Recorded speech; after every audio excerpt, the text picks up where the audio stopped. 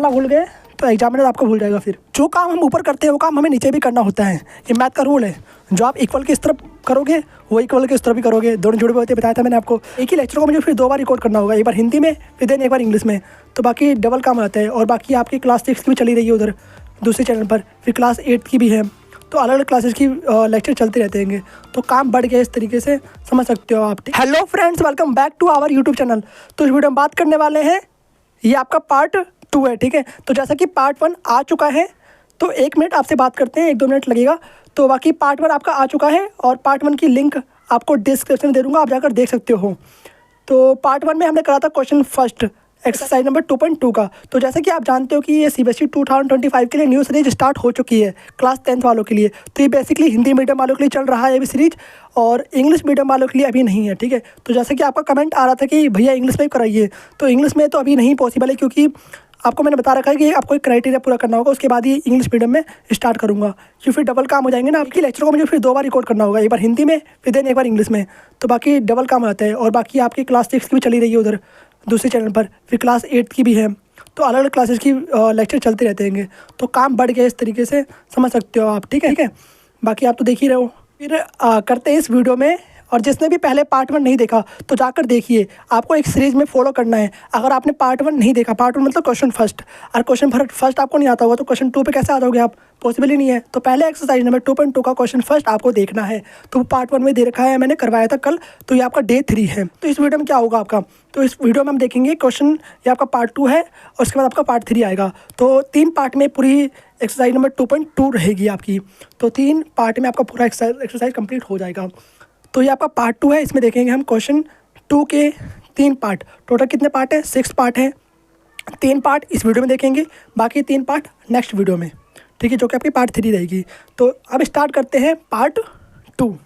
तो आपका देखा है जैसे कि क्वेश्चन नंबर 2, यहाँ पे फोकस ज़्यादा आ रहा होगा, कोई बात नहीं, यहाँ पे मैं पढ़ देता हूँ, ठीक है। तो आपने अपने साथ NCERT तो ले रखी होगी, तो NCERT लेकर बैठना है आपको। बाकी मैंने यहाँ पे क्वेश्चन लिख भी दिया है, NCERT में आप देख भी सकते हो। तो ये आपका क्वेश्चन नंबर कौन सा है, सेकंड वाला, तो ये वाला, ठीक है। तो पहला हमने कर लिया था, सेकंड करते हैं। तो सेकंड के 3 पार्ट करेंगे इस वीडियो में, पहला तो हो चुका था, सेकंड देखते हैं। एक द्विघात बहुपद ज्ञात कीजिए जिसके शून्यकों का योग तथा गुणनफल दे रखा है। तो जैसा कि मैंने लास्ट वीडियो में बताया था आपको कि बहुत ही इंटरेस्टिंग लेक्चर है, तो वहाँ पर हमें द्विघात समीकरण दिया था, उससे हमें शून्यकों का योग निकालना था, गुणनफल निकालना था, और शून्य ज्ञात करने थे। बट यहाँ पर क्या है हमारा, यहाँ पर हमें शून्यकों का योग गुणनफल दे दिया गया है, इससे हमें क्या निकालना है, द्विघात समीकरण निकालना है, ठीक है। तो द्विघात बहुपद हमें ज्ञात करना है। द्विघात बहुपद का फॉर्मेट क्या होता है, तो आपका फॉर्मेट होता है द्विघात बहुपद का ax² प्लस में bx प्लस में c होता है, ठीक है। तो ये फॉर्मेट आपको याद रखना है, इसी फॉर्मेट में आपका द्विघात बहुपद होता है। तो आपको एक चीज़ और याद रखना है कि यहाँ पर शून्यकों का योग तथा शून्यकों का गुणनफल, तो पहले योग दे रखा है, मतलब पहले योग दिया होगा, फिर देन गुणनफल है। तो आपको एक क्रम में देखना है, यानी कि पहले योग दे रखा है फिर गुणनफल, पहले आपको गुणनफल नहीं मानना है, ठीक है। तो आपको ध्यान रखना है पहले क्या दिया हुआ है, पहले दिया हुआ योग, तो पहला क्या होगा आपका योग होगा, दूसरा क्या दे रखा है गुणनफल, तो दूसरा गुणनफल हो जाएगा, इस तरीके से। तो यहाँ पे करते हैं इसका प्रोसेस, तो आपको ध्यान से देखना है, एक पार्ट इसका स्किप नहीं करना। तो देखिए यहाँ पर पहले आप लिखेंगे शून्यकों का योग, एक एक स्टेप देखेंगे, जैसे आपको एग्जाम में करना है, स्टेप के भी नंबर मिलते हैंगे मैथ्स में, आपको ये ध्यान रखना है। तो शून्यकों का योग दे रखा है आपको, क्या दिया हुआ है आपको, 1/4 दे रखा है, और होता क्या है आपका अल्फा प्लस में बीटा। और एक चीज़ आपको ध्यान रखना है कि यहाँ पर हमें क्या चाहिए, A, B एंड C का मान चाहिए। तो यानी शून्यकों का योग तथा गुणनफल से हमें A, B एंड C का मान निकालना है, फिर उसको आपको इसमें पुट कर देना है, तो आपका द्विघात बहुपद आ जाएगा। तो अल्फा प्लस बीटा क्या होता है आपका, -b/a होता है। दिया कितना है हमें, 1/4 दे रखा है, होता कितना है, -b/a होता है। तो ये आपका फॉर्मूला हो गया, alpha plus beta equal to -b/a। दिया कितना है हमें, 1/4 दे रखा है, ओके। अब शून्यकों का गुणनफल क्या होता है, शून्यकों का गुणनफल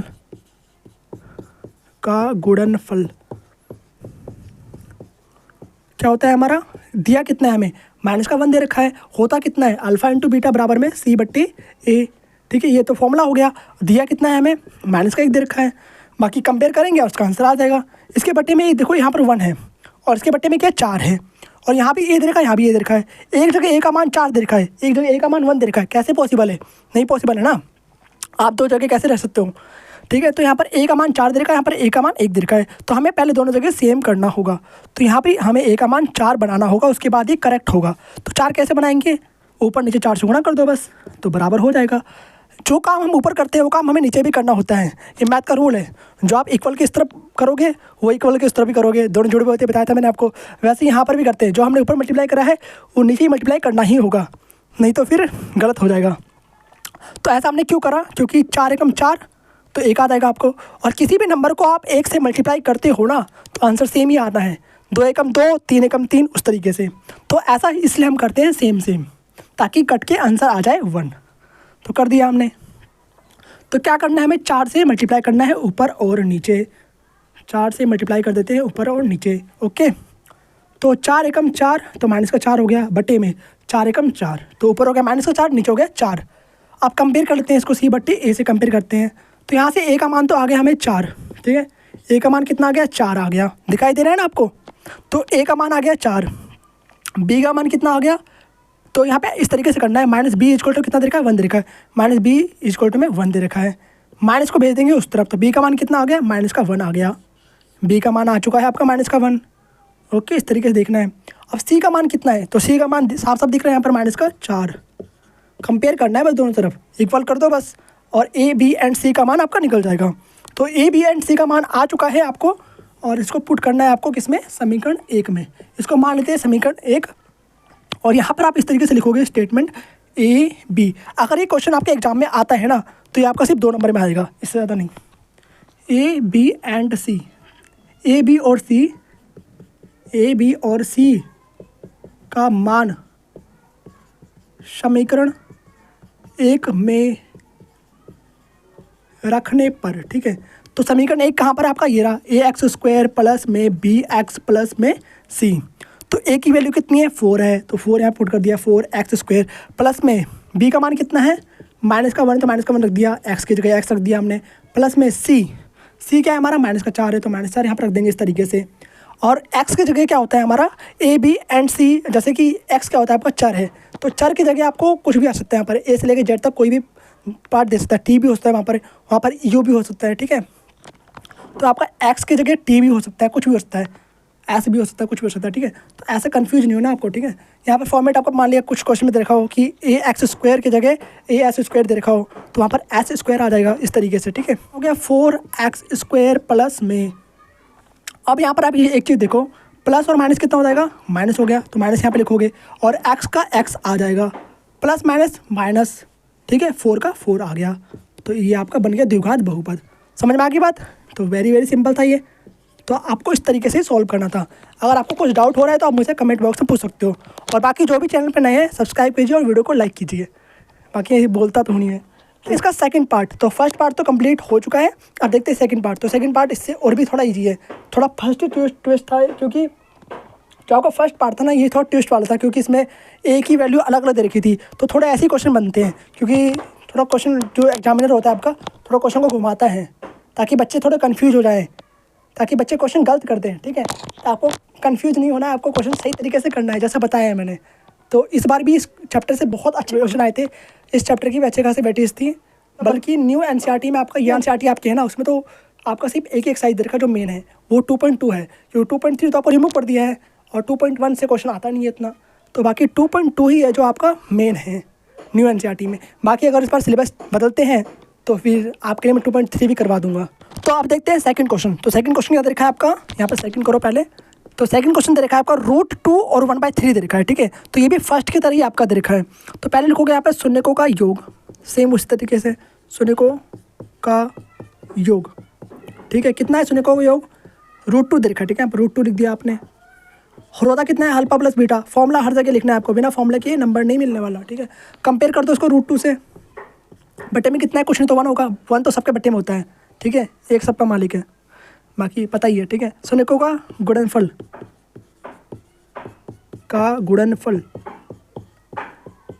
ये कितना दे रखा है हमें? ये दिया हुआ है हमें 1/3, 1/3 दे रखा है ना। और होता क्या है हमारा? Alpha into beta C/A। Compare कर देंगे इससे 1/3। तो यहाँ भी सेम फर्स्ट क्वेश्चन की तरह ए का मान अलग अलग दे रखा है, तो आपको फॉर्मेट पता चल गया क्या करना है इसमें। यहाँ पर 3 दे रखा है तो उसी से ऊपर और नीचे मल्टीप्लाई कर देंगे, ठीक है, ताकि बराबर हो जाए ए का मान। तो यहाँ पर अगर एक ही जगह 5 दे रखा हो आपको तो ऊपर नीचे 5 से मल्टीप्लाई कर दोगे। अगर एक ही जगह 10 दे रखा है आपको तो ऊपर नीचे 10 से मल्टीप्लाई कर दोगे। ठीक है, समझ आ गई बात। यहाँ पर क्या दे रखा है, 3 दे रखा है, तो हम एक काम करते हैं, इसमें ऊपर और नीचे 3 से मल्टीप्लाई कर देते हैं। तो ऊपर कितना बन गया, 3√2 बन गया, नीचे कितना बन गया, 3 बन गया। ठीक है, अब बाकी कंपेयर कर दो। यहाँ से सी का मान कितना आ गया, 1 आ गया। ए की वैल्यू कितनी आ गई, ए का मान आ गया हमारा 3। बी की वैल्यू कितनी है, तो -b में 3√2।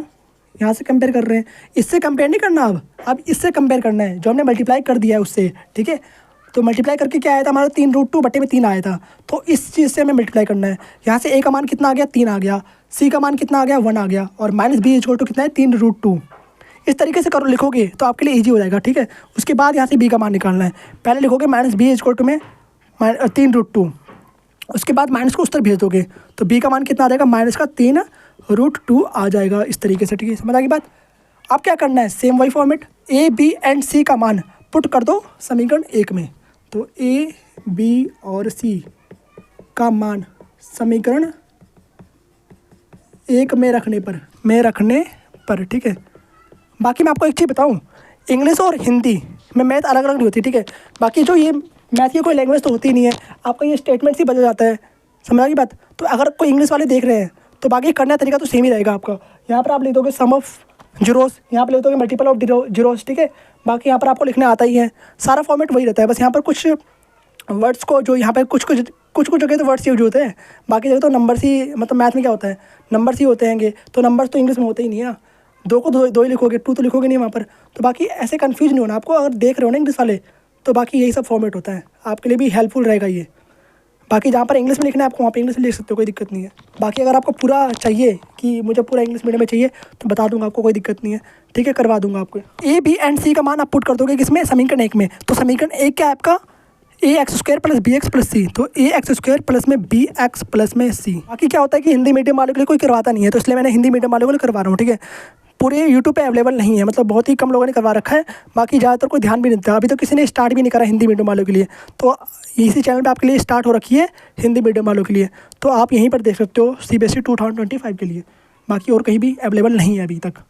तो ए और बी और सी का मान पुट कर दो इसमें। तो ए का मान कितना दे रखा है, 3 दे रखा है, तो 3x² प्लस में, यहाँ प्लस लिखना है पहले आपको। बी का मान कितना है, -3√2 है, यहाँ लिखोगे -3√2, फिर ब्रैकेट लगाओगे, फिर यहाँ पे लिखोगे x प्लस में। सी का मान कितना दे रखा है हमें, सी का मान दिया हुआ है 1, तो 1 3x² प्लस माइनस हो जाएगा यहाँ पर 3√2x प्लस में 1। तो ये आपका आंसर आ चुका है। तो हमें क्या निकालना था, द्विघात बहुपद। तो द्विघात बहुपद आपका आ चुका है। जो आपका लास्ट क्वेश्चन था उसमें क्या था, उसमें ये वाला चीज़ दे रखा था आपको, इससे ये निकालना था। और ये वाला क्वेश्चन क्या है, इसमें हमें शून्यकों का योग दे रखा है और गुणनफल दे रखा है, उससे हमें ये निकालना है। तो क्वेश्चन एक तरह से दोनों सेम ही हैंगे, बस इससे यहाँ पर यहाँ जाना था, उसमें शून्यकों के योग से यहाँ पर जाना था। तो दोनों क्वेश्चन एक दूसरे का अपोजिट है, बस समझ में आ गई बात। आप देखते हैं लास्ट पार्ट इसका थर्ड, तो इस वीडियो का लास्ट पार्ट। ठीक है, तो इस सेकंड क्वेश्चन का थर्ड पार्ट। तो आप देखते हैं इसका थर्ड पार्ट सेकंड क्वेश्चन का। तो पहला दे रखा है हमें 0 और दूसरा दे रखा है √5। तो अपनी एनसीईआरटी में देख लो, सही है ना। तो 0√5 दे रखा है हमें, पहला है शून्यकों का योग। तो लिखते हैं सेम उसी तरीके से जैसे हमने पिछला क्वेश्चन करा है। तो लिखोगे पहले शून्यकों का योग। सभी क्वेश्चन में फॉर्मेट बिल्कुल सेम एक जैसा लिखना है। अगर कहीं भी आप स्टेप गड़बड़ करते हो तो आपका नंबर भी कट जाएंगे, याद रखना। तो स्टेप खाना नहीं है, मैथ में स्टेप के नंबर मिलते हैं, तो एक एक स्टेप आपको सही सही लिखना है। तो यहाँ पर लिखोगे 0 और फॉर्मूला क्या होता है, अल्फा प्लस पे बीटा। फॉर्मूला तो बिल्कुल भी नहीं भूलना है, फॉर्मूला भूल गए तो एग्जामिनर आपको भूल जाएगा फिर। -b/a बराबर में कितना दे रखा है, 0 दे रखा है, बट्टे में कुछ नहीं तो 1। तो 1 तो सबके नीचे होता है, ये चीज़ याद रखना, 1 सबके नीचे होता है।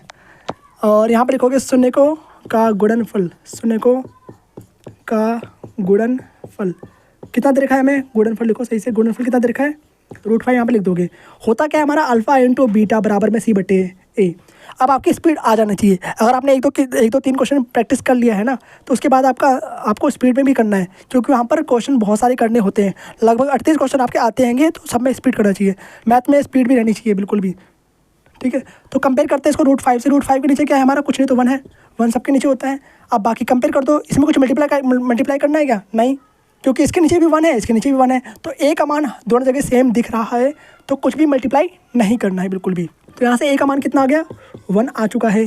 बी का मान कितना आ गया, -b = में 0। तो बी का मान कितना आ गया, 0।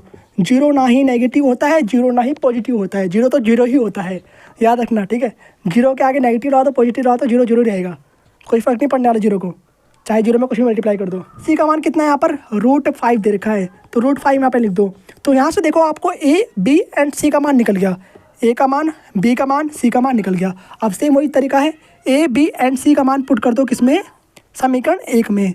तो ए, बी, सी, समीकरण एक मैंने ऊपर लिख दिया है, ये आपको हर क्वेश्चन में लिखना है। ए, बी और सी का मान समीकरण 1 में रखने पर, तो समीकरण 1 कहाँ पर है आपका, ये रहा, समीकरण 1 में रखने पर। सोचो मैं आपको एक एक चीज़ करके लिखवा रहा हूँ, तो आपको भी एक एक चीज़ लिखना है क्योंकि इंपॉर्टेंट है, इसलिए लिखवा रहा हूँ मैं आपको। तो x² प्लस में bx प्लस में c, आप a, b एंड c का मान पुट कर दो, आंसर आपका आ चुका है। a का मान कितना है हमारा, 1 दे रखा है, तो यहाँ आप लिखोगे 1x² प्लस में b का मान कितना दे रखा है, 0, तो 0 पुट कर दो यहाँ पर। फिर आप लिखोगे x प्लस में c का मान कितना है, √5 है, तो √5 यहाँ पर लिख दोगे इस तरीके से। अब x² को 1 से गुणा कर दो तो आंसर x² ही आना है, आंसर x² ही आना है। प्लस में 0 को किसी से गुणा करो, आंसर 0 ही आना है, ठीक है। तो 0 यहाँ पर हो गया, √5 कितना आंसर आ गया, x² प्लस में √5। तो इस तरीके से आपका आंसर आ चुका है। इसी के साथ ये वाली वीडियो आपकी कंप्लीट होती है। तो इसमें आपको पार्ट 2 था ये आपका, इसमें आपको क्वेश्चन 2 के 3 क्वेश्चन करवाए गए थे, बाकी जो 3 क्वेश्चन बच गए हैं वो आपके पार्ट 3 में आएंगे, ठीक है। बाकी जब भी वीडियो आ जाती है तो लिंक भी डिस्क्रिप्शन लगा दूंगा आपके लिए, आपको मिल जाएगा इजीली, ठीक है। आपका पार्ट 2 था और ये कंप्लीट होता है, और इसी साथ मिलते हैं आपसे नेक्स्ट वीडियो में। तब तक के लिए okay bye, thanks for watching.